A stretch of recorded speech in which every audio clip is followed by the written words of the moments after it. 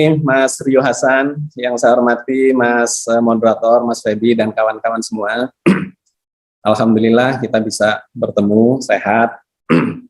Saya ditugasi untuk ikut sharing soal takdir, ya, konsep takdir terkait dengan determinisme dan indeterminisme. Saya tidak tahu kenapa saya yang diundang untuk bicara dan bicara pertama. Mungkin menurut dugaan saya, karena saya menulis buku tentang takdir, ya. Saya menulis ada 60-an judul buku selama 15-16 tahun terakhir. 3 di antaranya itu bicara tentang yang terkait dengan takdir. Salah satunya berjudul Mengubah Takdir. Saya di sana mencoba mengkritisi kesalahkaprahan kebanyakan di antara kita yang menganggap atau persepsi tentang takdir, ya, yang menurut saya salah kaprah. Di buku itu saya katakan bahwa takdir itu bukan sesuatu yang tidak bisa diubah, karena itu judul dari buku itu adalah Mengubah Takdir. Satu. Yang kedua, saya juga menulis buku hasil debat saya dengan seorang ateis dari Australia, ya, doktor mikrobiologi, dosen di sana, biomolekuler, yang masuk ke Facebook saya, dan kemudian kita sempat diskusi panjang selama beberapa bulan dan menghasilkan 3 buku trilogi ateisme. Salah satunya itu bicara tentang takdir, yang lainnya bicara tentang ruh, yang lainnya lagi bicara tentang konsep agama dan sains. Nah, di buku yang tentang takdir itu judulnya adalah Ketika Ateis Menerima Konsep Takdir. Itu buku saya yang kedua. Yang ketiga, saya menulis tentang rahasia kehendak, ya, antara free will, free choice, dan sebagainya, yang saya juduli Membongkar 3 Rahasia. Jadi saya nggak tahu apakah karena saya menulis buku-buku itu sehingga mungkin diberi satu sesi untuk memberikan perspektif terkait dengan takdir itu. Tetapi apapun, ya, mungkin juga enggak terkait dengan itu. Saya akan mencoba memberikan ringkasan pemikiran terkait dengan konsep takdir itu. Yang sesungguhnya kalau mau dibahas detail, saya biasanya satu buku itu bedah buku 2 jam itu baru enak, gitu, tuntas, gitu, ya. Dan ini 3 buku, tapi saya mencoba untuk memberikan poin-poinnya. Saya boleh nawar nggak? Bukan 20 menit tapi 30 menit boleh nggak? Supaya dapat gambaran yang komprehensif terkait dengan ini. Karena menjadi pembicara pertama dan harus menyajikan gambaran yang utuh, gitu, ya. Boleh nggak, Mas Wabi? Oke, nanti ini ya Pak. Itu nanti bisa dipotong di sesi polemiknya ya. Nanti bicaranya. Oh ya, oke. Oke. Boleh Pak. Baik. Terima kasih. Ya. Dalam kesempatan yang pendek, menyampaikan gagasan yang pertama di sesi pertama ini, saya ingin menjawab 2 pertanyaan yang utama saja, karena nanti saya kira selebihnya akan kita bahas dalam diskusi. Yang pertama adalah pertanyaan yang dijadikan sebagai pertanyaan utama dan judul dalam kajian atau diskusi kita kali ini. Apakah segala sesuatu itu sudah ditakdirkan? Maka saya menjawabnya iya. Segala sesuatu itu sudah ditakdirkan, sedang ditakdirkan, dan akan selalu ditakdirkan. Nanti kita bahas, ya, seperti apa detailnya.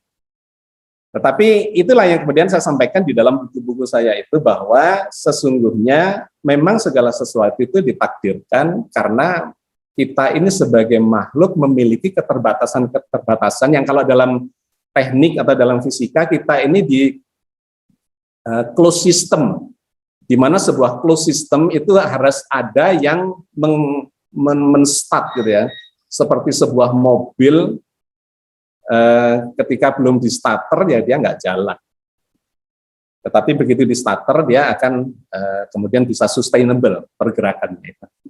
Oke, jadi itu pertanyaan besarnya yang pertama. Apakah segala sesuatu itu sudah ditakdirkan? Iya, sudah ditakdirkan, sedang ditakdirkan, dan akan selalu ditakdirkan. Itu pertanyaan pertama. Yang kedua, lantas ada pertanyaan dalam Tor itu, apakah takdir itu sama dengan konsep takdir sama dengan konsep determinisme? Saya bilang tidak. Konsep takdir itu tidak sama dengan determinisme. Yang serba ditetapkan ya, dan kemudian tidak bisa melakukan apa-apa. Gambarannya kalau dalam kajian-kajian itu seperti wayang kulit katanya.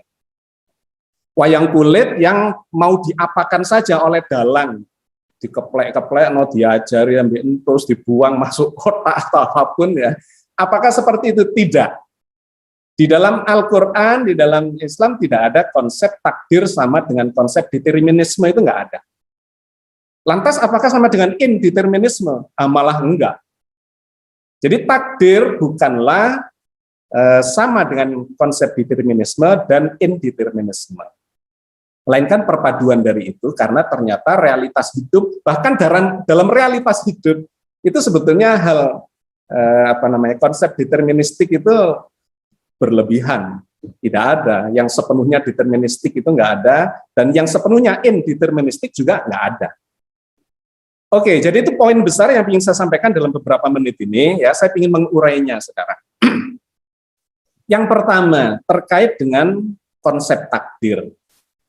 Konsep takdir ini banyak difahami secara salah kaprah ya oleh kebanyakan orang. Karena mungkin tidak memahami secara utuh konsep ini dari sumber otoritatifnya. Konsep takdir ini kan sesungguhnya muncul dari Al-Quran. Pakai bahasa Arab takdir. Maka kita ini harus memahami sesungguhnya Al-Quran sebagai sumber yang mengemukakan konsep takdir itu seperti apa. Jangan kemudian takdir difahami dengan menggunakan sudut pandang yang tidak berasal dari sumber konsep itu, gitu ya. Sehingga menjadi salah kaprah. Nah, kata takdir itu kan bentukan kata dari qaddaro yuqaddiru takdiro. Qaddaro itu artinya menentukan, menetapkan, ya, menetapkan. Sudah menetapkan, fiilnya atau bentuknya itu bentuk lampau, past tense. Sudah menetapkan qaddaro. Yuqaddiru sedang dan akan selalu menetapkan.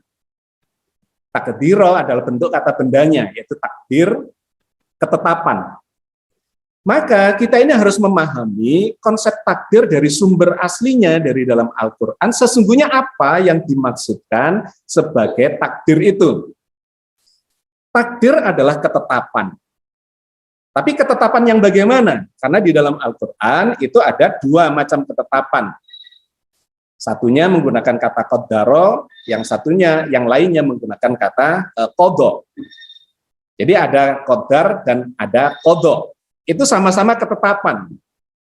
Nah, kata qaddaro ternyata di dalam Al-Quran itu digunakan untuk menggambarkan sebuah proses penciptaan di mana Allah memasukkan desain, ya, menetapkan desain penciptaan itu. Jadi kata qaddaro itu selalu kalau Anda lihat di dalam Al-Quran itu adalah spesifikasi desain, ketetapan Allah terkait dengan spesifikasi desain makhluk yang diciptakannya. Misalnya nih, ketika Allah menciptakan jagat raya, faqaddaro takdiro, gitu ya. Allah menetapkan takdirnya, atau kalau diterjemahkan secara bebas, Allah menetapkan spesifikasi desainnya dengan secara detail. Nah, maka jagat raya itu ada spesifikasi desain yang ditakdirkan, ditetapkan oleh Sang Pencipta. Apa saja? Misalnya, jagat raya ini tersusun dari 5 variabel. Yang pertama adalah ruang. Ruang adalah wadah, menjadi wadah jagat raya yang sekarang sedang berkembang. Yang kedua, jagat raya itu terdiri dari waktu, di mana waktu itu menjadi ukuran dari pergerakan atau dinamika peristiwa yang ada di dalamnya. Yang ketiga, jagat raya itu terdiri dari atau tersusun dari materi yang menjadi isi dari jagat raya itu. Yang keempat, tersusun dari energi yang menjadi tenaga penggerak segala dinamika, segala peristiwa yang terjadi di dalamnya. Dan yang kelima adalah informasi, di mana Tuhan Sang Pencipta itu meletakkan perangkat hukum, informasi, perintah berupa aturan, ya, yang disebut oleh Al-Quran sebagai sunatullah. Orang yang tidak beragama atau yang sekuler menyebutnya sebagai hukum alam. Itu ada sistem informasi yang menyebabkan jagat raya ini berdinamika dari, katakanlah tadinya tidak ada jagat rayanya, kemudian muncul ya banyak teori di situ, tetapi kemudian dalam pengamatan terlihat bahwa jagat raya ini dulunya kecil, kemudian mengembang dan muncullah teori Big Bang dan sebagainya itu. Poin penting yang ingin saya sampaikan adalah ketika Tuhan Sang Pencipta itu menciptakan jagat raya, maka Dia menetapkan takdirnya, spesifikasi desainnya. Ada ruang, ada waktu, ada materi, ada energi, ada informasi. Sebuah ketetapan yang tidak bisa dicampur tangani oleh kita. Sehingga kata Al-Quran, Tuhan Allah itu tidak memberikan saham sedikit pun kepadamu dalam penciptaan jagat raya. Itulah takdir Sang Pencipta, penetapan ya Sang Pencipta terhadap jagat raya yang dibuatnya.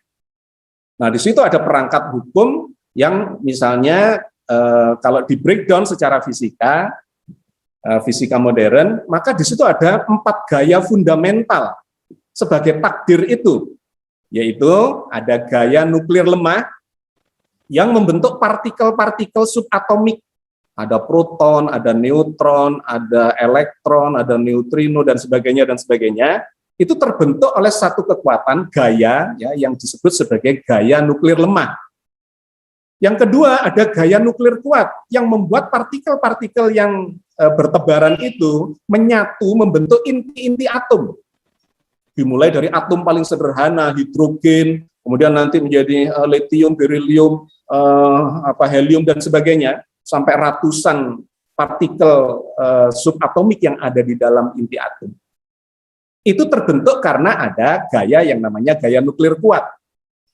Yang ketiga, ada gaya elektromagnetik, di mana gaya elektromagnetik ini yang menyebabkan munculnya atom inti yang diputari, dikelilingi oleh elektron, membentuk molekul-molekul, dan kemudian membentuk unsur-unsur, membentuk persenyawaan di seluruh jagat raya ini, mulai dari yang sederhana sampai yang sangat kompleks. Elektromagnetik bekerja secara kelistrikan dan medan magnetik. Dan yang keempat, ada gaya namanya gaya gravitasi, yang membangun interaksi secara makrokosmos, di mana benda-benda langit seperti galaksi, ya, Bima Sakti, Andromeda, dan sebagainya, ada tata surya, ada planet, dan sebagainya, itu memiliki keharmonisan di dalam berperilaku sehingga jagat raya ini bertahan selama 14 miliar tahun kurang lebih, itu sustainable. Nah, itulah takdir, qadar, ya, yang istilah Al-Quran diistilahkan dengan menetapkan dengan menggunakan diksi qadar.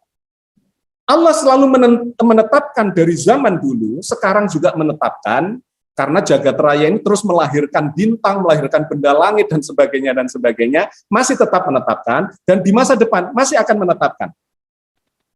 Nah, jadi itu poin 1. Jadi kalau di breakdown contohnya banyak sekali sampai ke bumi kita. Nah, saya ingin mengarah kemudian ke planet bumi dan kemudian kepada manusia, ya, karena arahnya pasti akan ke situ. Maka di dalam sejumlah ayat digambarkanlah, ya, Al-Quran menggambarkan, misalnya wa qaddarahu manazila li ta'lamuna adadas sinina wal hisab, misalnya, ya. Ada ayat yang menggunakan kata qaddarahu manazila li ta'lamu adadas sinina wal hisab. Allah menetapkan posisi-posisi bulan. Nah, ini kaitannya adalah terkait dengan bumi dan kemudian ada satelitnya, bulan. Allah menetapkan dengan takdirnya, qaddarahu, posisi-posisi bulan, bahwa bulan itu memiliki lintasan dan memiliki posisi yang kata ayat ini, li ta'lamu adadas sinina wal hisab, yang kalian akan memiliki pedoman untuk menghitung bilangan tahun atau mengetahui bilangan tahun ya, li ta'lamu adada sinina wal hisab, dan perhitungan waktu. Artinya apa? Allah menetapkan desain penciptaan, misalnya dalam konteks ini tata surya, kemudian ada Merkurius, Venus, Bumi, Mars, Jupiter, Saturnus, Uranus, dan Neptunus. Planet ketiganya adalah Bumi, dan kemudian di situ dikelilingi oleh bulan. Nah, bulan itu memiliki lintasan orbit yang akurat yang bisa dijadikan patokan. Jadi kata qaddarohu, kata qadar ya, menetapkan itu memiliki makna menetapkan spesifikasi desain penciptaan. Itu terkait dengan benda-benda langit. Nah, sekarang dengan manusia, apakah juga ditakdirkan? Iya. Apakah manusia itu memiliki spesifikasi desain? Iya. Di mana? Di dalam inti selnya, di dalam untai genetikanya, di dalam kode-kode DNA-nya. Di mana manusia ini memiliki kode-kode DNA ya, di situ terdiri dari untai-untai molekul A, C, G, T, adenin, sitosin, guanin, dan timin yang membentuk kode-kode perintah untuk menjadikan ya proses penciptaan manusia, terbentuknya manusia. Kenapa manusia itu kok kepalanya bulat misalnya, kok enggak kotak atau segitiga atau lancip, kok matanya menghadap ke depan, telinganya di samping, tangannya 2, jarinya 5, kakinya bipedal, dan seterusnya, seperti ini, itu ada spesifikasi desainnya. Dan itu Allah juga menggunakan kata qadar. Ya. Allah menetapkan spesifikasi desain kita, bentuknya seperti ini, iya. Dan kita yang bersangkutan, itu tidak bisa ikut campur. Misalnya nih, saya lahir di Indonesia, saya nggak bisa milih, itu takdir Tuhan. Saya lahir dari bapak ibu saya yang ini, misalnya, yaitu takdir. Saya lahir sebagai seorang laki-laki, yaitu takdir. Sudah ditetapkan dulu. Nah, badan saya sudah didesain sedemikian dengan kadar tertentu. Nah, kata qadar itu diserap ke dalam bahasa Indonesia dan kemudian mengalami sedikit pergeseran makna. Kadar ya. Qadar dan kadar. Saya diciptakan misalnya dengan kadar yang seperti ini, termasuk misalnya lifetime dari organ-organ tubuh saya itu memiliki batasan. Ada lifetime-nya. Semua yang ada di jagat raya ini termasuk dalam tubuh manusia ini ada lifetime-nya.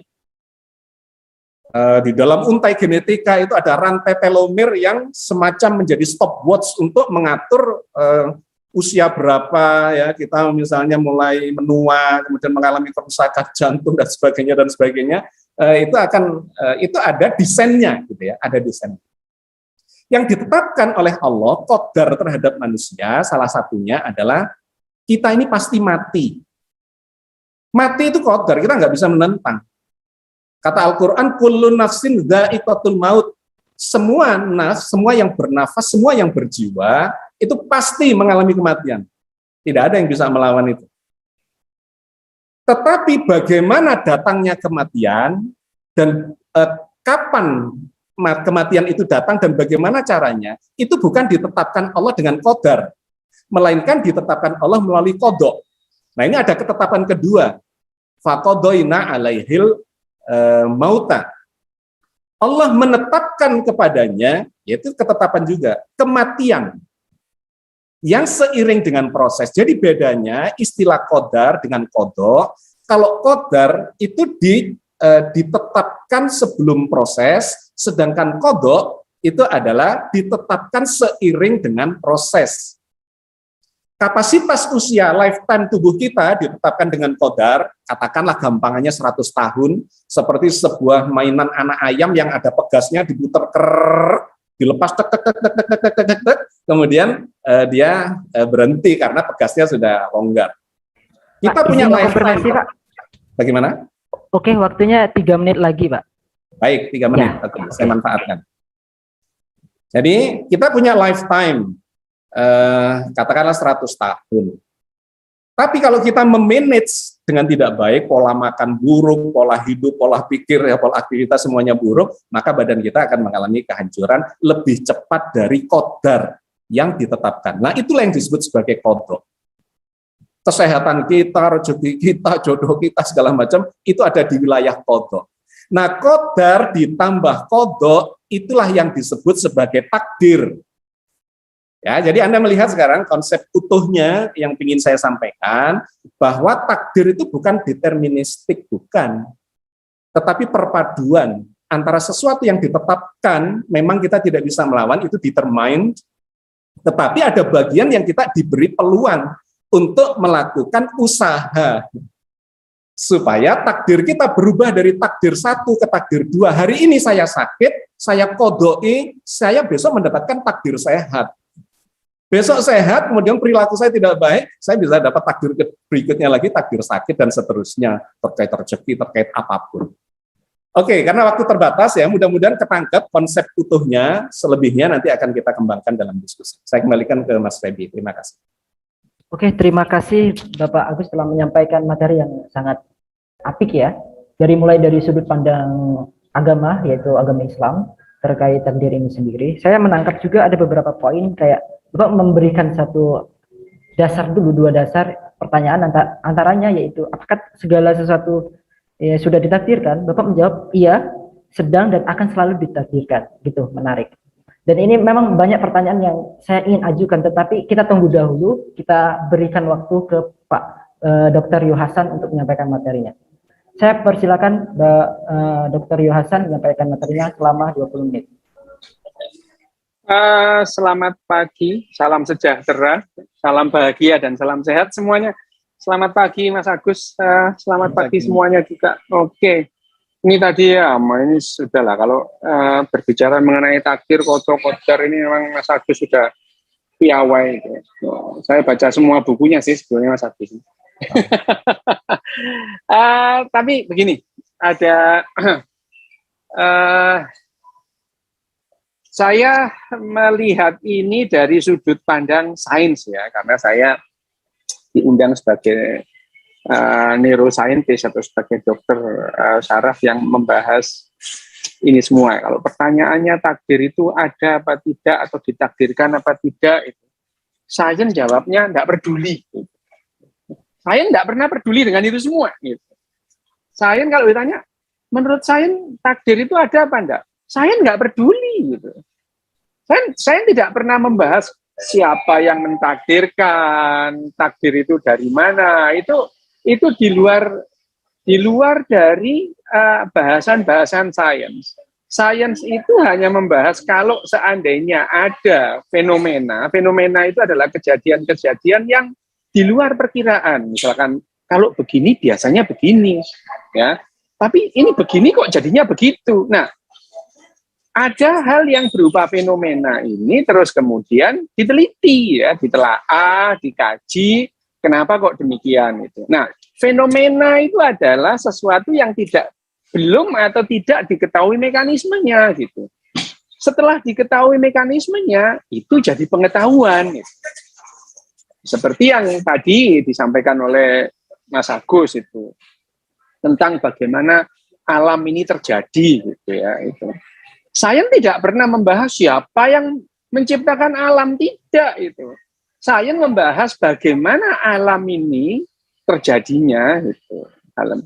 Dan sains itu tidak terobsesi dengan kebenaran.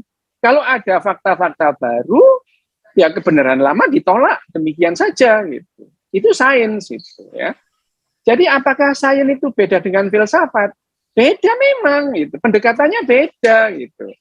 Loh, bukannya filsafat itu ibunya segala ilmu, iya ya, tapi kan tidak lantas ibu itu terus lebih pintar dari anaknya, ya enggak gitu ya. Bahwa sains ini dulu berkembang dari awalnya dari filsafat. Oh iya, ya memang gitu. Tetapi pendekatan sains pada akhirnya memang berbeda dengan pendekatan filsafat gitu. Nah, tadi juga Mas Agus mengatakan bahwa yang namanya takdir itu ya tentu diambil dari otoritatifnya itu. Memang iya gitu. Pengetahuan manusia ini dalam waktu yang lama gitu ya. Itu dalam waktu yang lama itu yang disebut kebenaran itu memang authority based truth gitu ya. Kebenaran yang didasarkan atas otoritas itu. Siapapun yang ngomong kalau dianggap otoritatif, dianggap benar gitu. Lama itu, meskipun ya secara ilmiah tidak terbukti atau bahkan salah gitu. Ya, dulu itu yang namanya sumber pengetahuan itu dalam jangka waktu yang lama manusia itu sumber pengetahuannya apa? Ya dukun, ahli nujum ya, kepala suku, ini orang-orang yang paling anti bilang tidak tahu, ditanya apa aja jawabnya ada meskipun ngawur. Itu adalah memang authority based truth gitu. Nah, tapi yang namanya sains itu tidak berdasarkan otoritas, berdasarkan fakta dan dari data terus dihitung-hitung, ada hitung-hitungan matematikanya gitu. Jadi yang namanya sains ini bebas nilai gitu. Bebas nilai. Seperti tadi yang disampaikan Mas Agus. Mas Agus tadi mengatakan takdir itu apa? Menurut Mas Agus takdir itu ini. Menurut Mas Agus gitu ya itu. Menurut yang lain-lain bisa sangat berbeda itu. Ya. Nah kalau misalkan A, B, C, D, E itu bertentangan satu sama yang lain kan nggak mungkin semuanya benar. Yang mungkin semuanya salah gitu. Mungkin loh ya. Ya, mungkin nggak mungkin semua kalau ada 10 pendapat dan 10 itu saling bertentangan, nggak mungkin 10-10-nya benar itu. Yang mungkin 10-10-nya salah itu. Tapi sekali lagi, sains itu tidak pernah peduli dengan yang namanya takdir itu ada apa enggak, siapa yang mentakdirkan, itu tidak pernah masuk dalam bahasan sains gitu. Siapa yang menciptakan alam, itu sains tidak pernah mengatakan demikian. Tidak pernah membahas yang demikian. Misalnya Big Bang. Sekarang teori yang dipegang adalah Big Bang. Pernah pada suatu saat, suatu masa, Big Bang itu jadi bahan olok-olokan gitu. Karena waktu itu yang namanya godfather-nya fisika dan matematika adalah waktu itu Einstein. Gitu. Einstein itu mengatakan bahwa alam semesta ini steady state, sudah seperti ini dari dulu gitu. Sampai dia mencipta atau menghitung-hitung ada tetapan atau konstanta alam semesta, universe itu ya. Untuk mendukung teorinya bahwa yang namanya dunia ini steady state itu. Ya, itu. Udah seperti ini sampai kapanpun ya seperti ini gitu. Itu menurut Einstein. Nah, pada saat itu ada seorang pembuat ya seorang fisikawan pembuat teleskop dan dia mengamati itu ya, mengamati galaksi, antar galaksi itu. Loh, galaksi ini saling menjauh loh gitu ya. Ya, saling menjauh. Berarti kalau dulu saling menjauh, sekarang saling menjauh, dulunya saling mendekat. Kalau dulunya dekat banget, berarti dulunya itu satu gitu. Dia punya teorinya didasarkan pada pengamatan bahwa yang namanya alam semesta, galaksi, satu galaksi dengan galaksi yang lain itu saling menjauh. Alfred Hubble, gitu ya. Tapi pada saat Alfred Hubble itu mempresentasikan penemuannya, dia dicaci maki, gitu ya. Ya bukan oleh Einstein sih, oleh pengikut-pengikutnya Einstein itu. Itu teori mercon gede itu ya, ledakan besar. Jadi teori Big Bang itu teori awalnya namanya olok-olokan itu. Hanya saja kemudian fakta-faktanya yang ada mendukung teori Big Bang gitu. Terus yang tadi disampaikan oleh Mas Agus dengan teliti, karena Mas Agus ini orang ahlinya ya dalam dunia seperti itu, bahwa gaya itu di dunia ini, di alam semesta ini ada 4 gaya itu. Dulunya lagi hanya 2 gitu ya. Dulunya lagi hanya 2 itu, sebelum menjadi 4 itu ada 2 gitu. Nah, tapi sains terus berkembang gitu ya. Sains terus berkembang. Misalnya kira-kira 20 tahun yang lalu itu astrofisikawan itu berdebat atau mencoba mencari sebetulnya alam semesta ini 10 miliar atau 20 tahun. 20 miliar tahun gitu. Lama-lama ini antara 10 sama 15 nih, nggak sampai 20 nih gitu. Sekarang perdebatannya adalah alam semesta ini 13,7 apa 13,8 miliar. Jadi makin sempit gitu ya. Jadi itu adalah sains. Saya nggak pernah bahas siapa ini yang menciptakan alam semesta. Apakah ini Zeus atau Hera atau Apollo atau Amun-Ra atau Anubis. Nggak pernah gitu. Hanya saja kalau kemudian temuan-temuan sains baru bertentangan dengan doktrin-doktrin tertentu, itu adalah urusan lain gitu ya.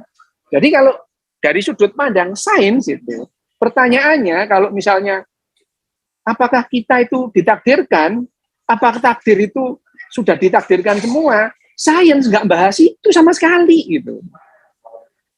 Sains itu bebas nilai gitu ya, bebas nilai. Sains hanya mengamati ada hal-hal yang ada gitu. Misalnya dalam hukum termodinamika kedua bahwa alam semesta ini dalam sistem yang tertutup itu cenderung acak-acakan gitu. Cenderung menjadi tidak teratur. Itu hukum termodinamika kedua ya. Entropi, ada entropi itu. Entropi itu membuat segala sesuatu itu cenderung tidak teratur gitu. Kecuali ada energi yang masuk sehingga itu membuat teratur. Nah, kehidupan ini adalah sistem yang terbuka gitu. Ya, entropi itu gini loh gampangnya ya. Entropi itu segala sesuatu itu cenderung tidak teratur gitu. Contohnya gini, kalau kita itu nonton TV atau duduk di kamar itu ya, di atas tempat tidur itu. Lama-lama spray kita itu acak-acakan itu. Nah, untuk merapikan spray itu kita memerlukan energi gitu ya. Untuk membuat spray itu rapi lagi, teratur. Kehidupan juga begini ya. Kehidupan ini karena kehidupan ini bisa menyerap energi, kehidupan di bumi ya, kehidupan di bumi yang ada mulai kira-kira 3,5 miliar tahun yang lalu, kehidupan yang pertama itu ada, itu adalah membuat sebuah sistem terbuka. Kehidupan itu bisa menyerap energi itu ya dari luar untuk kepentingannya dia, sehingga kehidupan ini cenderung menurunkan entropi itu, menurunkan entropi. Nah, kehidupan itu seperti itu. Selama ini yang kita dapat energinya dari mana? Ya dari matahari, nggak dari mana-mana itu. Kehidupan ini energi yang kita ambil dari matahari semua, bahkan sekarang itu ya, untuk menjalani kehidupan kita sehari-hari. Sekarang ini ya, kalau dibandingkan dengan nenek moyang kita pemburu pengumpul dulu, sehari mereka itu rata-rata manusia itu ya menghabiskan 30.000 kalori sehari. Ya. 8.000 kalori sehari. Sehari itu manusia rata-rata nenek moyang kita pemburu pengumpul itu menghabiskan 8.000 kalori sehari. Sekarang saat ini gitu ya, satu orang manusia rata-rata menghabiskan 300.000 kalori sehari. Untuk apa? Loh ya untuk ini listrik, untuk mobilnya itu. Ya, kita internetan ini ya juga perlu kalori itu. Dan kalori yang kita pakai sekarang ini dari mana? Hampir semuanya dari matahari. Contoh listrik kita dari mana?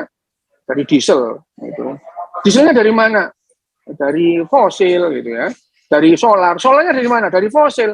Fosilnya mengunturkan energi dari mana? Ya dari plankton dan dari yang sudah ribuan tahun yang lalu, jutaan tahun yang lalu. Gitu. Dari mana mereka? Dari makan tumbuh-tumbuhan. Tumbuh-tumbuhan dari mana? Dari matahari mengumpulkan energinya. Itu sains membahasnya demikian gitu ya. Jadi apakah ini ditakdirkan? Lah, itu di luar bahasan sains gitu ya. Jadi kalau pertanyaannya saya sebagai seorang saintis dalam ini mewakili bahwa yang namanya apakah semua ditakdirkan, sains nggak peduli gitu. Siapa yang mentakdirkan? Dia nggak peduli juga gitu ya. Tapi kalau kapan mulai ada? Nah, itu ada dalam bahasan sains. Dan kemudian segala sesuatunya harus dijelaskan sesuai hukum-hukum alam itu. Seperti tubuh kita ini, tubuh manusia termasuk otak kita, itu disusun oleh bahan-bahan alam yang semua bekerja sesuai dengan hukum alam. Jadi dalam sains, dalam biologi itu nggak ada takhayul gitu ya. Jadi menjelaskan bagaimana cara kerja otak itu. Apakah kita punya free will atau tidak gitu ya. Nah, dalam kajian dalam sudut sains neuroscience yang terbaru, kita nggak punya free will gitu ya. Kita nggak punya free will. Bahkan bahwa keinginan kita beberapa saat sebelum keinginan muncul itu ada aktivitas di otak kita yang tidak kita sadari. Ya, jadi kalau kita membahas free will itu ada enggak gitu ya. Sains neuroscience terbaru mengatakan kita nggak punya free will gitu ya. Itu.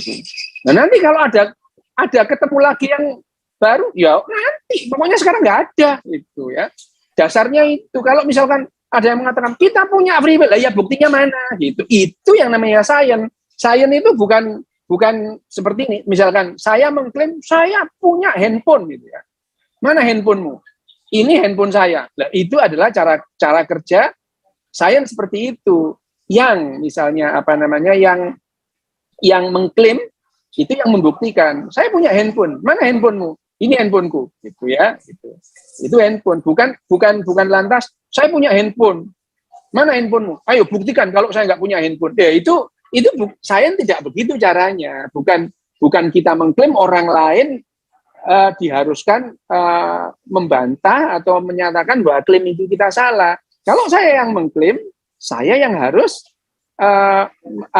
membuktikan bahwa klaim itu benar adanya. Jadi begitu ya. Itu. Jadi kalau pertanyaannya apakah semua ditakdirkan, sains tidak membahas itu. Saya kembalikan begitu saja deh. Karena jawabannya udah jelas kalau bagi sains ya. Oke, terima kasih Dr. Yohasan.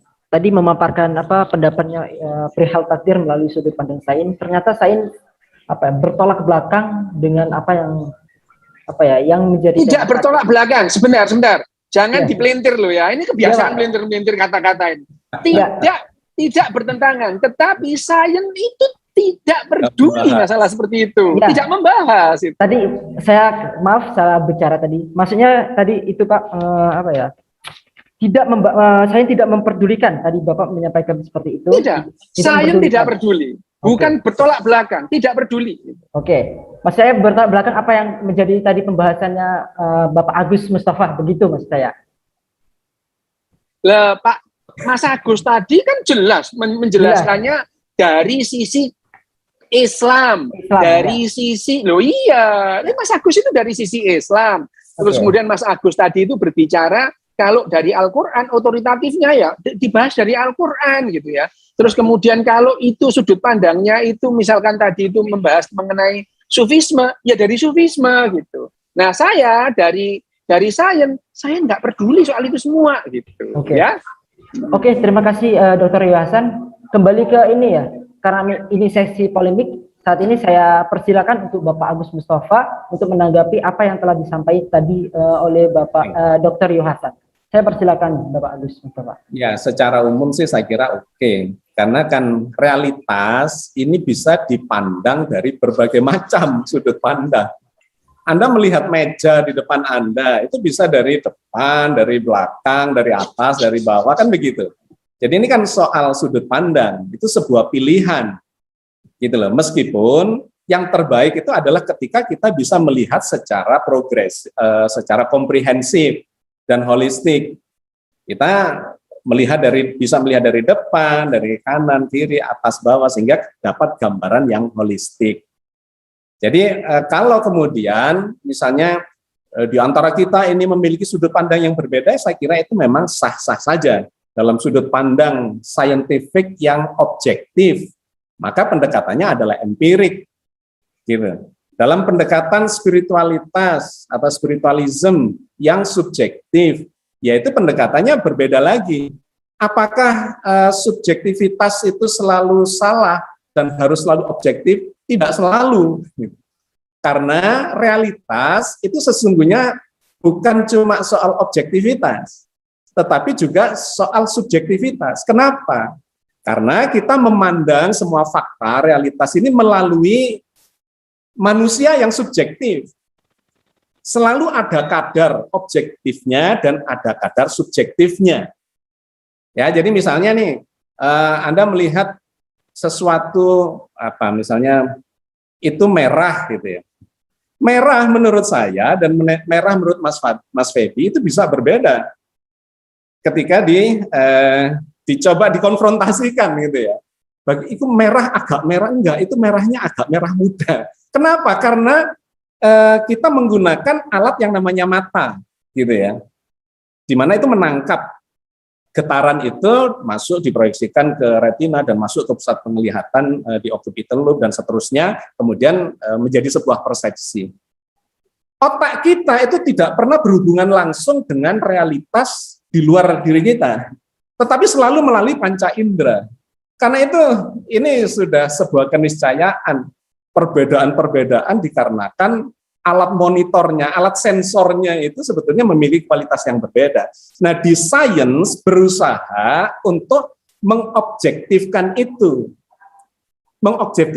dengan ukuran-ukuran dikuantifikasi dan sebagainya dan sebagainya. Jadi ya memang ketika kita mengambil posisi sudut pandang yang berbeda ya hasilnya pasti berbeda. Satu itu. Yang kedua tadi terkait dengan entropi. Mas Rio tadi menyebut entropinya turun, sesungguhnya entropinya naik. Jadi benar, entropi itu adalah ukuran kekacauan, tingkat kekacauan. Jagat raya ini mengalami tingkat kekacauan yang terus naik, bukan turun. Jadi entropi itu dalam ukuran jagat raya itu terus naik, semakin kacau. Kenapa semakin kacau? Kalau ditelisik secara makrokosmos, itu dikarenakan jagat raya ini sedang mengembang.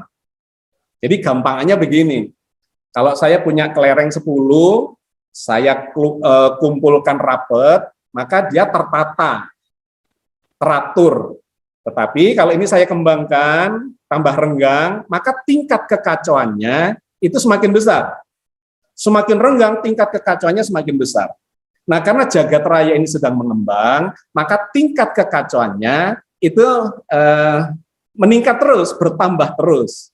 Jadi orang dari hidup menuju mati, sel-sel dari muda menuju tua, makanan dari segar membusuk, dan segala macam. Semuanya menuju pada tingkat kerusakan yang lebih tinggi. Karena apa? Karena jagat rayanya sedang mengembang.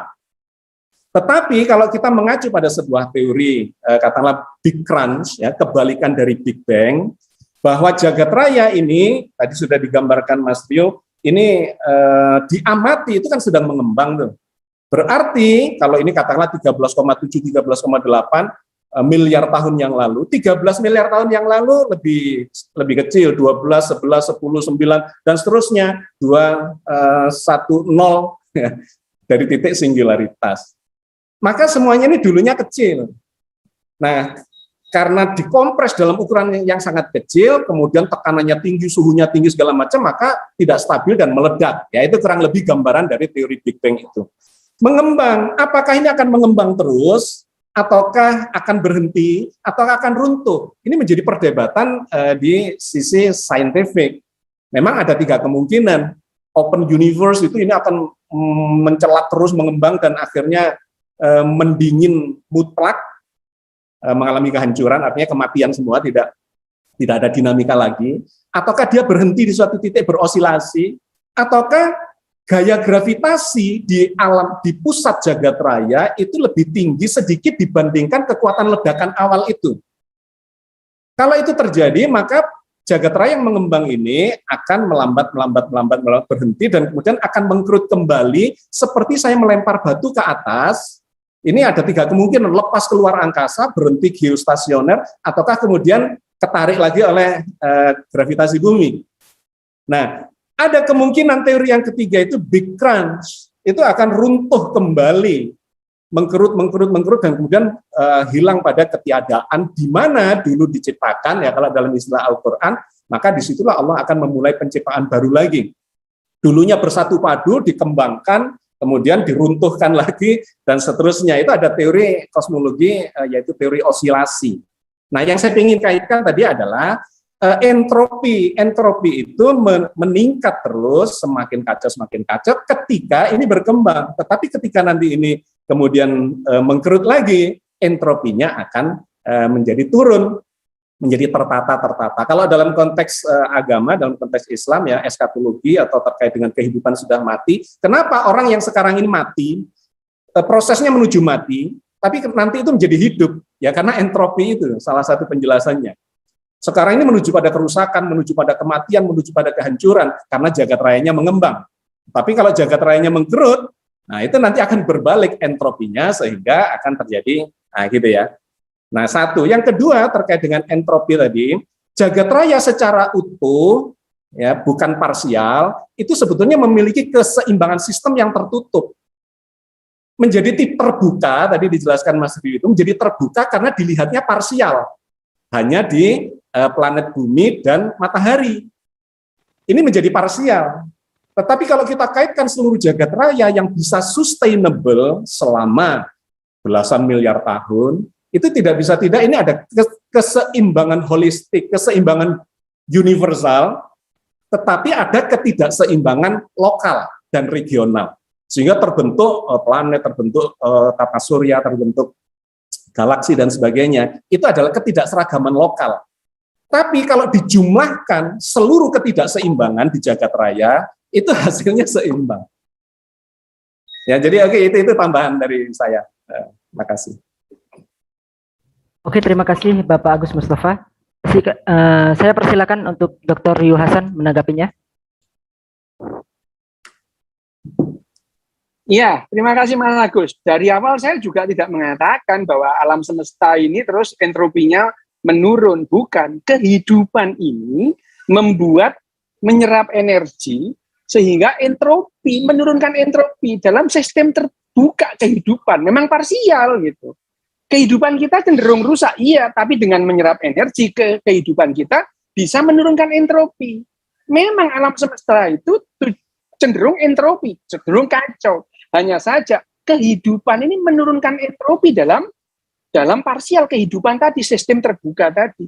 Jadi kehidupan yang saya sampaikan tadi adalah kehidupan ini adalah menurunkan entropi. Bahwa entropi yang diturunkan ini menyerap matahari.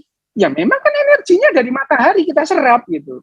Dalam hal ini, dalam sebuah sistem terbuka, kalau kita mendapatkan energi bisa menurunkan entropi.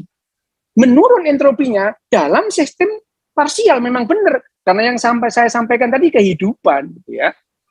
Itu yang pertama yang perlu saya sampaikan, bahwa yang namanya bahwa entropi yang saya sampaikan tadi itu adalah kehidupan ini membuat sistem tertutup menjadi terbuka, parsial. Oh iya, kenapa? Kalau kita ngambil energinya dari matahari, apakah mataharinya energinya berkurang kita ambil? Ya iya memang juga gitu. Bahwa alam semesta itu memang ya zero sum game aja istilahnya, permainan impas-impasan. Ya kalau saya hari ini mendapatkan $100, ada orang lain kehilangan $100, ya iya memang begitu, memang dunia ini seperti itu. Tapi yang saya sampaikan tadi bahwa yang namanya entropinya menurun itu dalam kehidupan, bahwa misalnya tahun 95 kita baru paham bahwa ada yang namanya telomere itu. Telomere kita temukan kapan? Pada saat ada domba doli lahir itu ya. Domba doli lahir itu adalah binatang pertama yang lahir karena cloning itu. Nah, domba doli lahir ini, pada saat domba doli lahir, saintis itu melihat ada fenomena di sini, ada sesuatu yang aneh itu. Kenapa? Biasanya yang domba lahir itu seger sehat gitu. Nah ini doli ini kok penyakitnya sama penyakit domba-domba tua,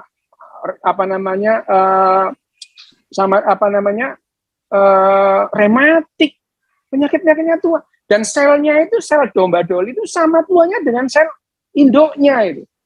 Pada saat itu mereka mengamati, oh ternyata domba yang dilahirkan dengan seperti biasa, tidak seperti doli ini, telomernya lebih panjang. Oh ternyata telomer ini memendek.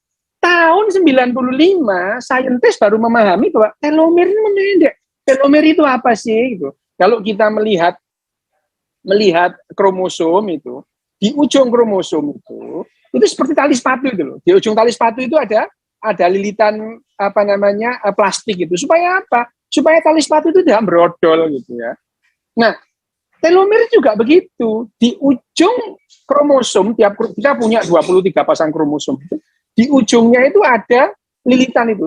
Nah, makin lama setiap kali sel itu membelah, telomernya itu memendek. Begitu sampai sekitar 50 kali membelah, telomer itu sudah habis dekat, dan itu kemudian brodol gitu tuh ya, rontok seperti tali sepatu gitu. Nah, tahun 95 itu baru imajinasi liar manusia itu, loh berarti kalau telomer dipertahankan panjangnya, kita bisa nggak mati dong gitu ya. Nah, akhirnya tahun 95 awal dari manusia itu mempunyai proyek besar dalam hal ini yang namanya Gilgamesh Project, menggapai keabadian manusia. Sampai sekarang jalan itu ya.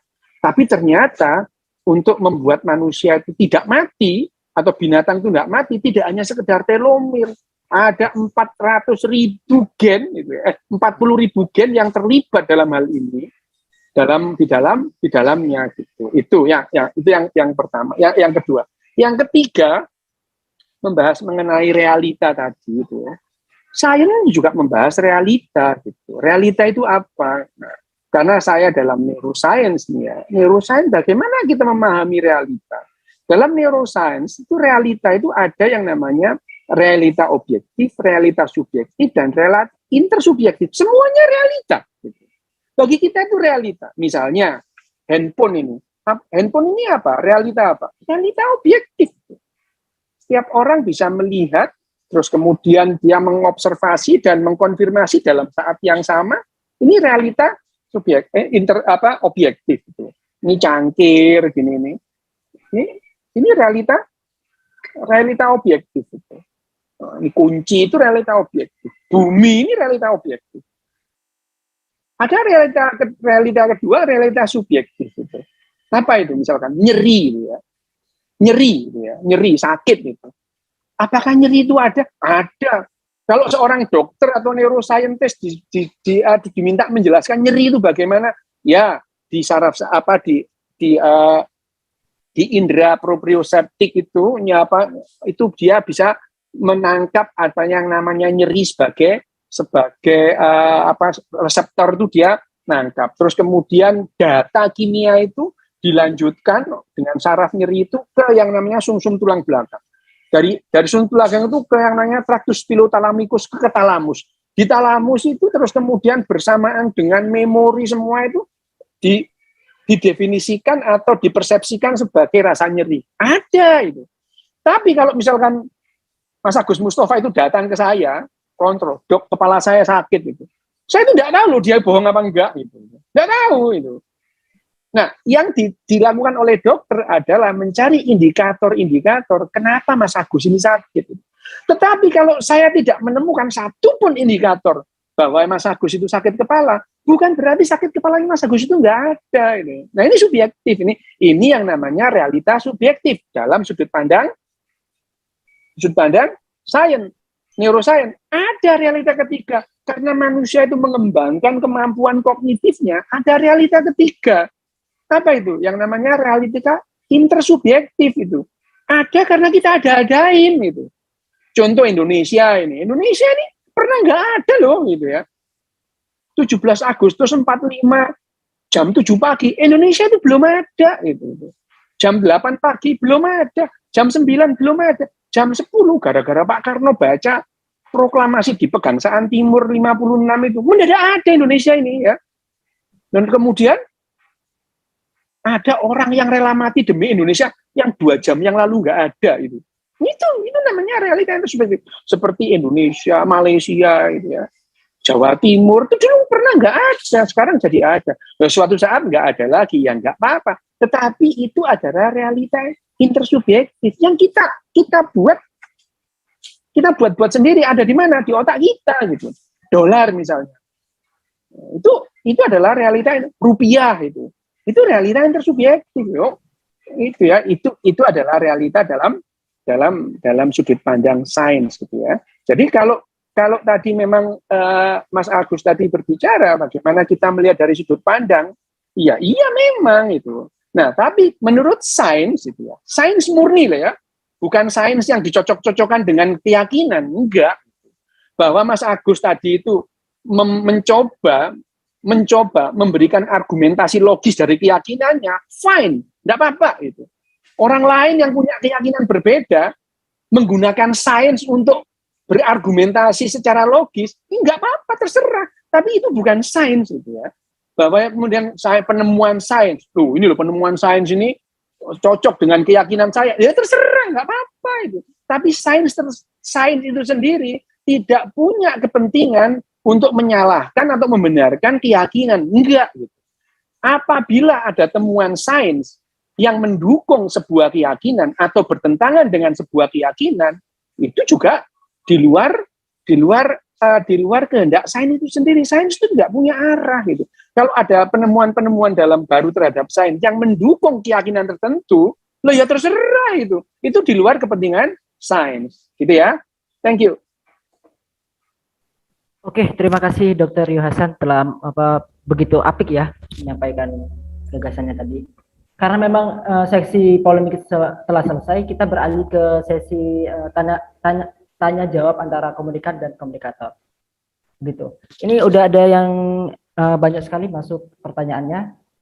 Saya persilakan dahulu ke salah satu peserta, Novi Ratna. Saya persilakan. Assalamualaikum. Waalaikumsalam. Agus Mustafa, Pak Rio, mohon maaf ya, ini nggak pakai kamera karena aduh sinyal di sini jelek banget. Ini perdebatan yang menarik sekali. Kalau saya secara pribadi, saya sepakat dengan Pak Rio kalau sains itu harus bebas nilai. Itu saya sepakat sekali gitu. Kalau sainsnya itu sendiri itu harus bebas nilai. Tapi untuk pemanfaatan sainsnya, yaitu memang pasti akan terpengaruh oleh nilai-nilai ya.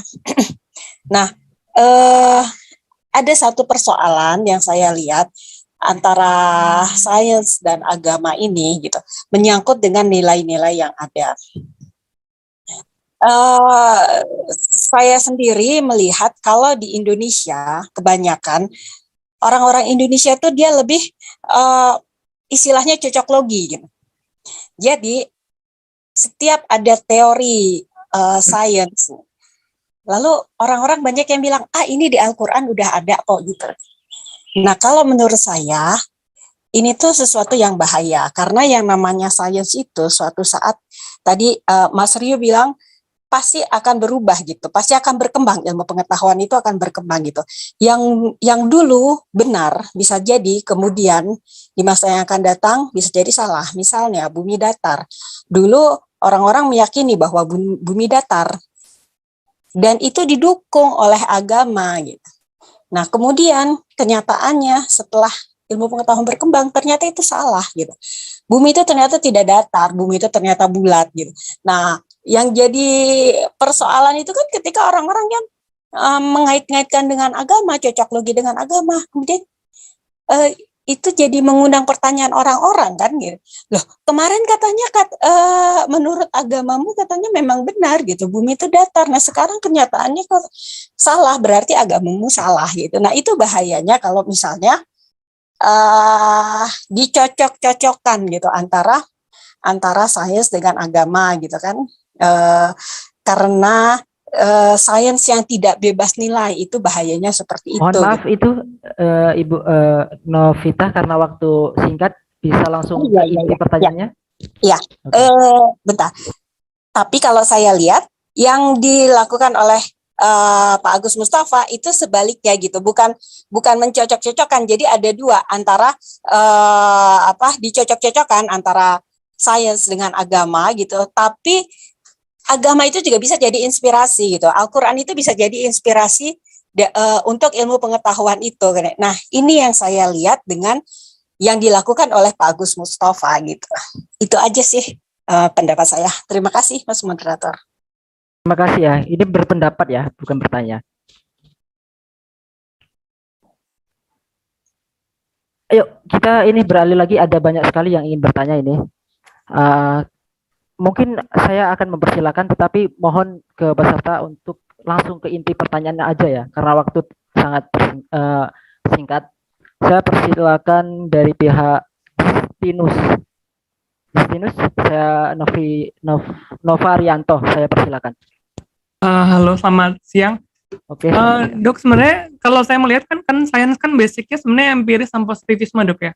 Tapi pengamatan dalam sains itu banyak banget menunjukkan adanya pola-pola yang terhubung antara tiap elemen gitu, Dok ya. Kayak misalnya kita lihat pola faktal, atau mungkin di sosiologi ada kayak law of big number.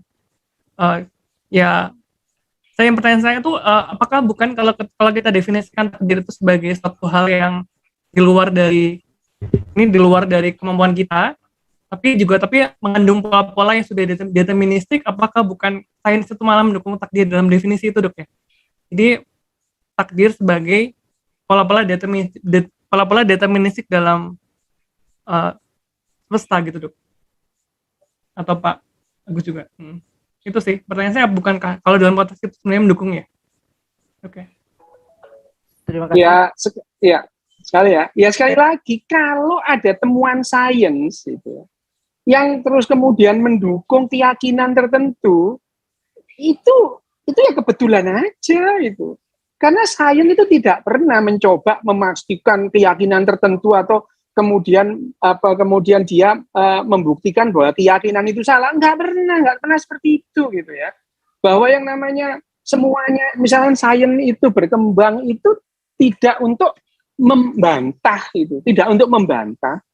keyakinan tertentu atau untuk mendukung keyakinan tertentu, tidak itu. Karena sains itu berkembang kalau kemudian dia menemukan fenomena tadi ya, fenomena itu sesuatu yang kok nggak biasanya ya gitu. Kok nggak bisa dijelaskan. Nah, penjelasannya itu harus ilmiah gitu. Bahwa ada misalkan, sains itu nggak apa-apa, bilang nggak tahu itu nggak apa-apa gitu ya. Nggak tahu gitu. Memang misalnya bagaimana terjadinya alam semesta ini? Oh, ya nggak tahu, tapi kita tahu sedikit. Gini nih kira-kira gitu ya. Gitu. Bukan lantas, ini diciptakan oleh genderuwo yang maha kuasa. Nggak begitu caranya berpikir sains gitu ya. Sains misalkan gimana alam semesta itu awalnya gitu. Mulai dari yang namanya Einstein mencoba mengilmiahkan alam semesta bagaimana itu ya. Terus kemudian sampai sekarang itu ada yang namanya M-teorinya Stephen Hawking gitu ya. Mengatakan alam semesta ini ada sekitar 10⁵500 alam semesta paralel yang berbeda gitu ya. Di M-teorinya itu perkembangan dari string teori berkembang terus gitu ya. Berkembang terus. Tapi tidak dalam rangka membantah keyakinan atau membuktikan keyakinan, tidak itu. Kalau seandainya, kalau kebetulan ada fakta-fakta sains yang bertentangan dengan keyakinan atau mendukung keyakinan, nah itu di luar tujuan dari sains itu sendiri gitu ya. Bahwa yang disampaikan oleh penanya yang pertama bahwa yang namanya sains itu nanti yang benar itu menjadi salah, ya enggak juga. Banyak sains yang masih berkembang, tapi ada sains yang sudah final, misalnya 2+2 sama dengan 4, sampai onta nanti bungkuknya 3, 4 ya tetap 2, gitu. 2+2 ya sama dengan 4 gitu. Ada hal-hal yang sudah baku yang tidak akan berubah menurut sains gitu ya. Tapi ada sains ini berkembang. Kenapa ya? Pengetahuan kita memang sekarang itu batasan-batasannya iya, tetapi kalau dibandingkan pengetahuan kita dengan 100 tahun yang lalu itu jauh berkembang gitu. Misalnya pengetahuan kita tentang bagaimana mengatasi penyakit itu jauh berkembang. 100 tahun yang lalu itu, 100 tahun yang lalu pada saat terjadi pandemi gitu. Pandemi flu Spanyol gitu. 15% penduduk dunia mati itu. Mati. 15% penduduk dunia itu mati. Kenapa? Lah kita belum tahu yang namanya antibiotik, kita belum tahu namanya transfusi gitu ya. Nah sekarang itu 100 tahun kemudian, senjata kita untuk menghadapi pandemi itu sudah sangat banyak. Memang pandemi kali ini juga meluluhlantakkan sendi-sendi kehidupan manusia, tapi yang mati sekarang ini 5 juta gitu ya. Dibandingkan 7,8 miliar itu nggak sampai 0,01% itu. Ya, nah ini yang dikatakan bahwa yang namanya tapi kalau sains itu cenderung deterministik, lah sains nggak membahas itu gitu ya. Biasanya yang ngomong-ngomong begini ini filsafat, gitu, orang-orang filsuf itu. Memang filsafat itu, saya sendiri gemar filsafat, tapi untuk hiburan gitu, bukan untuk mencari jalan keluar gitu. Misalnya, bagaimana mengatasi pandemi? Pakai filsafat? Ya enggak lah itu ya. Ya pakai ilmu pengetahuan gitu ya.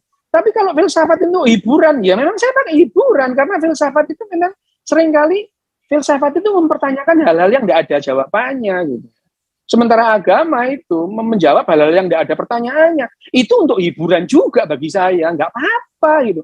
Bahwa agama-agama tertentu seperti tadi ya, misalnya Mas Agus ini menggunakan sains modern untuk memberikan atau mencari alasan-alasan rasional untuk keyakinannya, fine, itu nggak apa-apa itu. Keyakinan yang lain juga melakukan hal yang itu, nggak apa-apa gitu. Tetapi itu apakah sains untuk itu? Enggak, gitu ya. Enggak. Bahwa sains digunakan ya terserah gitu. Sains itu bebas nilai 2 tambah 2 sama dengan 4 itu bukan karena jujur, ya memang 4 gitu. Mana ada guru matematika bilang, anak-anak 2 tambah 2 berapa? Ayo jawab yang jujur. Kan nggak ada gitu. Ya memang 4 itu bukan karena jujur gitu ya. Karena memang sains itu bebas nilai. Dan kalaupun sains itu digunakan untuk, misalnya tadi itu ya, istilahnya Ibu tadi cocokologi itu untuk memberikan mengambil sebagai diambil sebagai alasan logis itu ya, penjelasan logis atau argumentasi logis untuk keyakinannya, terserah. Tapi itu bukan sains. Oke, terima kasih Dr. Yohasan telah menanggapi tadi. Saya berlanjut ke satu pertanyaan lagi ya ini.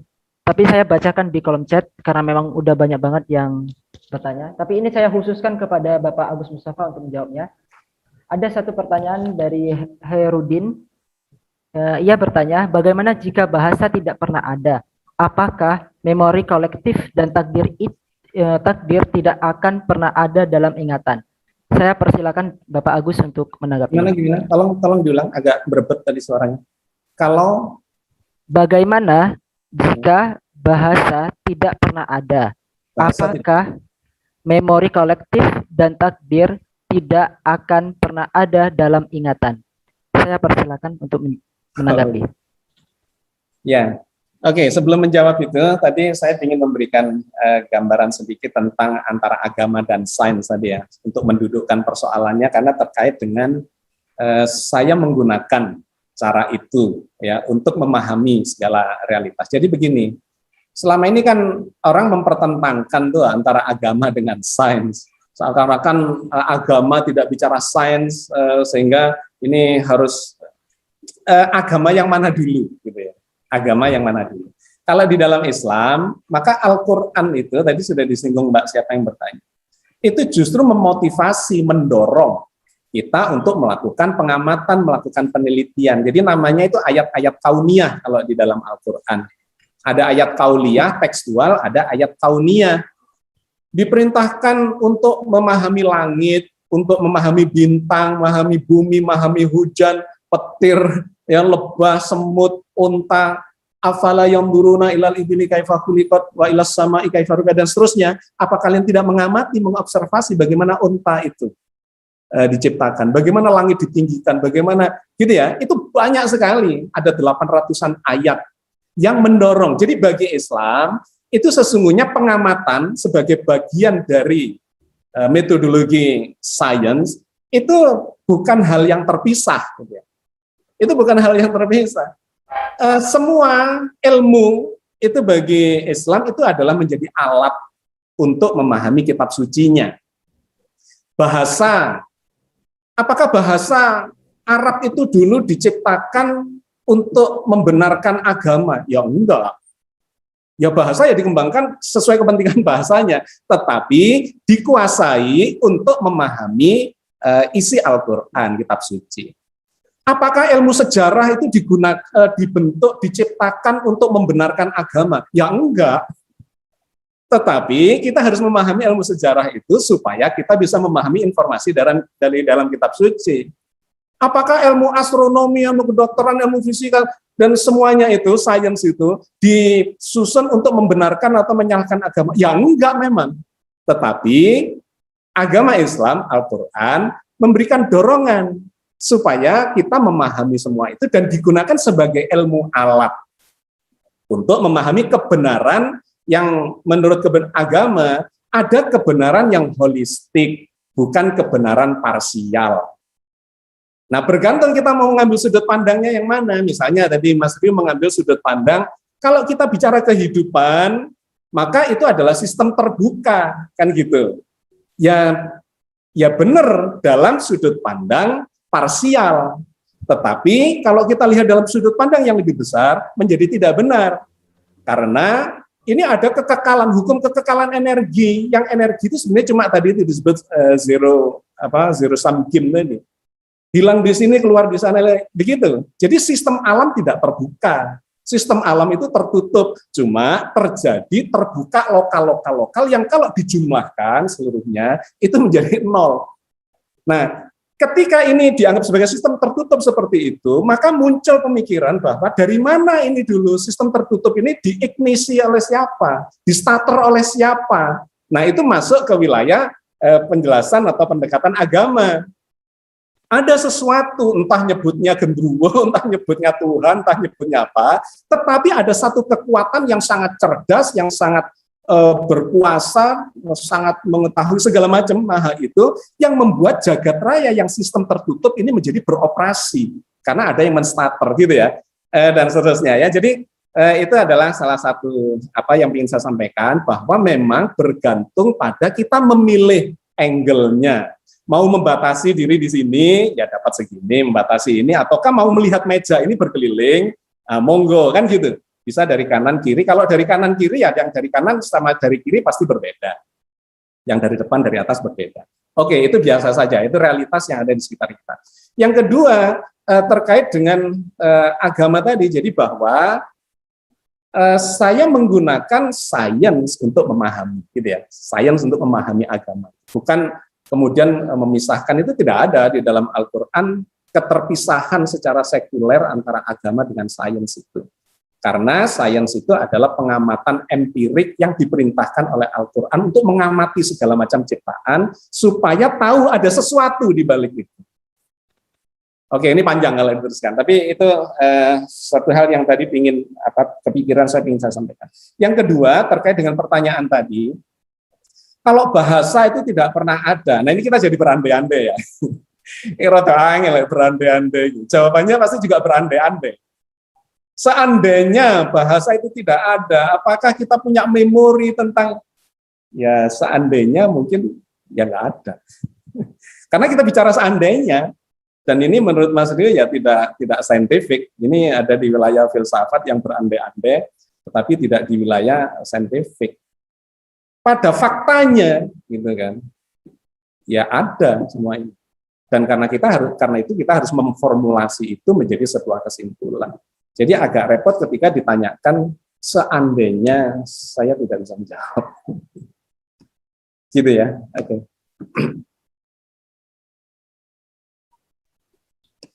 Oke, terima kasih Bapak Agus setelah menanggapi tadi. Teman-teman, mohon maaf karena memang waktu kita terbatas. Untuk di akhir sesi ini, saya ingin menyampaikan. Saya boleh menanggapi soal bahasa tadi itu? Oke, bentar Pak. Ini ada sesi closing statement. Di sini bisa membahasnya selama 5 menit, selama 5 menit setiap pembicara. Saya persilakan. Oke, mengenai bahasa tadi itu, memang manusia dalam hal ini Homo sapiens itu paling kompleks mengembangkan bahasa, melebihi manusia-manusia yang lain ya. Kita punya paling tidak sekarang kita mengenal 10 spesies manusia. Ya, Homo sapiens ini salah satunya aja di antara 10 spesies yang kita kenal sekarang. Yang baru terakhir kita temukan adalah Homo luzonensis ya, tahun 2019. Ternyata ada spesies lain di antara manusia ini. Dan manusia itu mengembangkan bahasanya, iya, bahasa verbal ya dalam hal ini yang disampaikan tadi, bahasa verbal. Ya, kenapa kita mempunyai bahasa verbal? Gitu? Karena kalau bahasa verbal kita itu berkembang sekitar 200.000 tahun yang lalu karena kita memanfaatkan api, gitu ya. Dengan memanfaatkan api ini, kalau kita dari mana kita tahu jejak-jejaknya? Kita mempelajari dari neuroscience ya, dari otak itu. Mulai kapan sih manusia itu mengembangkan bahasanya dari layer per layer di otak itu kita bisa memperkirakan kira-kiranya itu kapan manusia itu mengembangkan bahasa yang makin kompleks ini. Ya. Dan sebetulnya kalau kita tanya, kenapa manusia itu berbahasa makin kompleks? Karena manusia itu berhasil atau secara tidak sengaja ya sebetulnya ya, terus kemudian memanfaatkan api gitu ya. Dengan api ini manusia itu, tanpa api manusia itu harus mengunyah 8 sampai 10 jam sehari untuk melanjutkan kehidupannya. Mengunyah gitu ya. Ya daging itu kalau dikunyah manusia sehari ya lama gitu ya. Untuk ditelan untuk hidup seterusnya gitu ya. Tapi dengan adanya api, manusia itu menghemat waktu mengunyah gitu. sehari 2 sampai 5 jam sehari gitu ya. Sehingga manusia punya spare waktu gitu ya. Ngapain? Lah yang ngobrol gitu ya. Nah, manusia juga seperti itu ya. Pada saat malam-malam sebelum kenal api ya manusia meringkuk di pojok-pojok gua gitu ya. Setelah mengenal api, ya, mereka mengelilingi api unggun gitu ya. Ngapain? Lah yang ngobrol gitu. Sehingga dalam waktu ratusan ribu tahun manusia itu mengembangkan bahasanya. Gitu. Dan bahasa ini tadi yang membuat manusia punya realitas ketiga tadi. Ngada-ngadain yang nggak ada. Gitu. Jadi memang ya tadi, takdir itu apa? Ya realitas ketiga tadi. Intersubjektif reality gitu ya. Di antara orang-orang yang sepakat ya tadi itu. Seperti contoh Mas Agus tadi. Mas Agus mengambil sudut pandang Al-Quran. Apa berarti di luar Al-Quran salah? Ya enggak gitu ya. Enggak itu. Ratusan manusia punya keyakinan yang lain yang kemudian mengambil ilmu pengetahuan atau sains itu untuk mendukung keyakinannya itu. Agama-agama lain, terus kemudian kitab suci yang lain, apakah mendadak terus lantas salah kalau kemudian ada kitab suci yang satu? Ya enggak juga gitu ya. Ya, tidaklah lantas kemudian primbon ini terus ada satu primbon lantas kitab suci yang lain salah itu. Enggak itu. Ini ya sumber inspirasi iya itu. Bahwa kemudian kalau misalkan saya sebagai penganut primbon terus kemudian mengambil argumentasi logis terhadap primbon saya, ya sah-sah saja. Tetapi itu bukan sains. Dan primbon saya itu ada karena saya berbahasa. Jadi kalau ditanya, apakah kalau kita itu tidak sampai mempunyai bahasa dan kita tidak tahu tentang takdir? Oh iya, benar gitu ya. Bahkan itu ya, misalkan ya, kera-kera hijau makaka itu ya, yang dipakai topeng monyet itu, apakah mereka mempunyai bahasa verbal? Punya. Gitu. Mereka punya kira-kira 100, setiap kelompok berbeda ya, 100 sampai 200 kalimat perbendaraan gitu ya. Tetapi karena mereka ya belum berkembang seperti kita ya, manusia ini yang dalam waktu sekitar 200.000 tahun ini terus kemudian mengembangkan bahasa verbal, kita sampai akhirnya punya itu apa namanya takdir itu ya. Nah, dalam teologi Islam pun ya, misalkan ada aliran Jabariyah dan Qadariyah itu bertentangan satu sama yang lain itu. Apakah salah satunya itu harus benar? Ya enggak, sampai sekarang itu ya masih ada yang seperti itu ya. Bahwa yang terus kemudian salah satunya itu memakai argumentasi ilmiah untuk mendukung keyakinannya, itu sah-sah saja. Tetapi ya tidak lantas itu adalah tujuan dari sains. Jadi kalau pertanyaannya apakah manusia itu mempunyai yang namanya tadi itu realita ketiga, realita intersubjektif itu karena kita mengembangkan bahasa. Ya, kita mengembangkan bahasa sehingga kita mempunyai realita ketiga, yaitu realita intersubjektif. Terima kasih. Oke, terima kasih Dr. Yohasan. Saya persilakan untuk Bapak Agus Mustafa closing statement-nya selama 5 menit. Ya, baik. Saya ingin kembali ke tema besar kita yang menjadi judul dari pertanyaan atau dijadikan pertanyaan yang dijadikan judul dalam tema kita. Apakah segala sesuatu itu sudah ditakdirkan? Gitu. Dalam sudut pandang saya, ya ditakdirkan. Apa itu takdir? Ditetapkan. Apakah ada penjelasan ilmiahnya? Ya, kita melihat dalam realitas ilmiah bahwa jagat raya ini memiliki ketetapan-ketetapan, ya, spesifikasi desain yang kita tidak bisa membantahnya. Ada ruang, ada waktu, ada materi, ada energi, ada besaran-besar itu, ada informasi. Itu adalah dalam bahasa Al-Quran itu adalah takdir, ketetapan. Dalam bahasa ilmiah itu adalah parameter atau ya variabel jagat raya. Kemudian apakah punya aturan yang jelas? Ya. Yang di situ ada efek dari gaya-gaya fundamental yang 4 tadi atau disebut Mas Rio tadi menjadi 2, bahkan sesungguhnya 1 saja dulu ya jagat. Sebetulnya segala sesuatu ini penampakan dari sesuatu yang 1 saja, tetapi kadang-kadang nampak menjadi A, menjadi B, menjadi C. Makanya ini dalam teori kosmologi dan teori gaya. Ini muncul namanya grand theory ya dari Stephen Hawking, dan kemudian salah satunya ada ulama Islam yang mendapatkan hadiah Nobel yaitu Profesor Abdus Salam, yang dia mempersatukan gaya-gaya itu. Dulu gaya listrik dan gaya magnet itu dianggap berbeda. Tetapi ternyata bukan, ini penampakan dari satu gaya saja. Maka disebutlah gaya elektromagnetik gitu.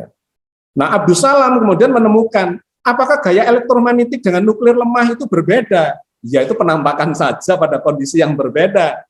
Ternyata kalau ditarik ke ujungnya ya, ke masa lalu atau ya ke proses sejarah terbentuknya gaya itu, maka itu sesungguhnya satu saja, maka dia dapat hadiah Nobel itu.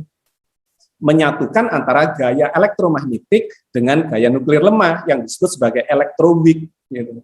Apakah ini nanti akan bersatu dengan gaya nuklir kuat? Trennya begitu, dan para ilmuwan meyakini itu, tetapi belum bisa membuktikan itu. Apa nanti bersatu dengan gaya gravitasi? Iya, maka disebutlah sebagai grand theory ya, atau unification theory, karena sesungguhnya semua ini berasal dari satu saja.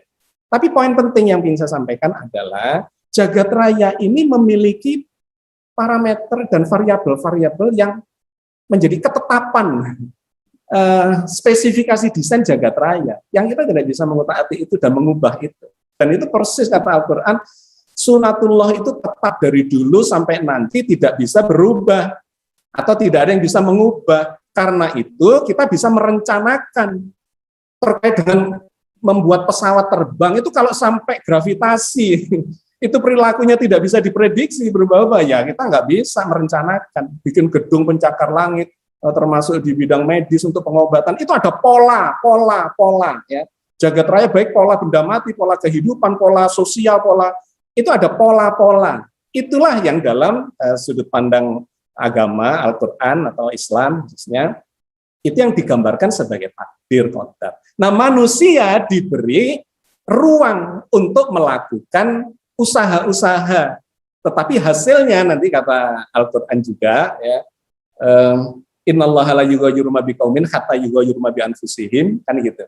Allah tidak akan mengubah keadaan sesuatu, keadaan yang sudah terjadi sampai kita melakukan sebuah usaha, memasukkan energi untuk melakukan perubahan secara parsial ya dalam sistem terbuka termodinamika parsial tadi untuk melakukan perubahan. Siapa yang menetapkan? Ya Tuhan. Wah, ini panjang, tetapi poin yang ingin saya sampaikan adalah bahwa selain ketetapan yang sudah jelas-jelas bisa diprediksi, bisa diperhitungkan, bahkan bisa ditiru, bisa gitu ya, itu ada upaya-upaya. Yang ini bersifat deterministik, yang ini bersifat ya boleh disebut indeterministik, tetapi perpaduan antara keduanya, antara sesuatu yang sudah given dengan sesuatu yang diusahakan, itu menjadi takdir. Takdir hari ini ditetapkan misalnya saya tadi kaya misalnya, tapi kemudian saya melakukan sesuatu yang merusak sunatullah, sehingga pantas kaya itu dirusak menjadi miskin. Nah, itu kan sebab akibat saja yang kemudian terjadi, bahwa hasil bahwa takdir satu itu bisa berubah menjadi takdir dua, menjadi takdir tiga, dan seterusnya sampai akhir hayat kita. Ya, jadi saya mengembalikan ini kepada tema dasar atau tema besar kita, apakah semua itu ditakdirkan? Iya, tetapi takdir itu bukan determinisme, karena tidak ada determinisme aslinya, itu nggak ada di jagat raya. Indeterminisme juga nggak ada. Itu cuma khayalan saja ilmuwan sekuler yang memisahkan dikotomis ekstrim kanan, ekstrim kiri. Pada dasarnya nggak ada. Hitam putih. Hidup ini tidak hitam putih, tapi kromatis, gitu. Merah, jingga, kuning, hijau, biru, ungu, dan saling. Nah, disitulah fungsinya konsep takdir yang diajukan oleh agama Islam, bahwa manusia itu sudah ditetapkan sebagiannya deterministik, tetapi diberi ruang untuk berikhtiar, berusaha, supaya dia bisa menghasilkan dengan usahanya itu takdir satu ke takdir yang lebih baik dan lebih baik. Saya kira itu yang ingin saya sampaikan sebagai closing statement. Terima kasih. Oke, terima kasih Bapak Agus telah menyampaikan ini tadi tanggapannya. Teman-teman sekalian, karena memang ini di akhir acara, saya ingin mengucapkan terima kasih sebesar-besarnya kepada kedua pembicara hari ini yang telah berkenan menjadi pembicara. Dan saya memohon maaf jika ada kesalahan. Saya sendiri izin mengundurkan diri. Saya kembalikan kepada MC. Terima kasih. Oke, terima kasih Mas Febi yang telah